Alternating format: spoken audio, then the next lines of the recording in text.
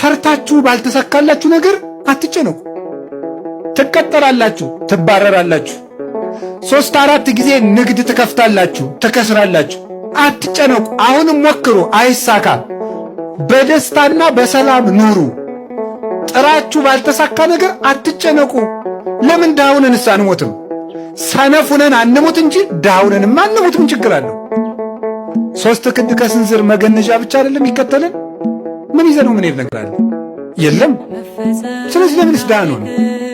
ድህነታችሁን ለስንፍና ማስረጃ አታድርጉት እንጂ የታባቱ ለምን ዳልሆንም ብላችሁ አትስነፉ። ሰርታችሁ ዳ ከሆናችሁ ግን እግዚአብሔር ይመስገን በሉ። እስኪ አንድ ጊዜ እግዚአብሔር ይመስገን በሉ። እግዚአብሔር ስሩ ነው እንጂ ተጨነቁ አላለም። እና አትጨነቁ። እኔ ከማን በልጬ ነው? አብርሃም በድንኳን እኮ ነው የኖረ።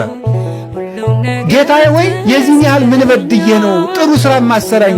ሕይወቴ በመባከን አለቀ፣ ለምን አታሳካልኝም? የብዙ ምዕመናን ጥያቄ ነው።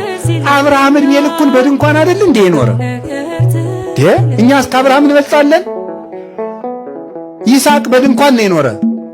ያዕቆብ እግዚአብሔር ሌሊት ተገልጾ የፍቅር ትግል ሲታገለው ያደረው ያዕቆብ፣ እግዚአብሔርን እንደዚህ አቅፎ ያደረው ያዕቆብ የኖረው በድንኳን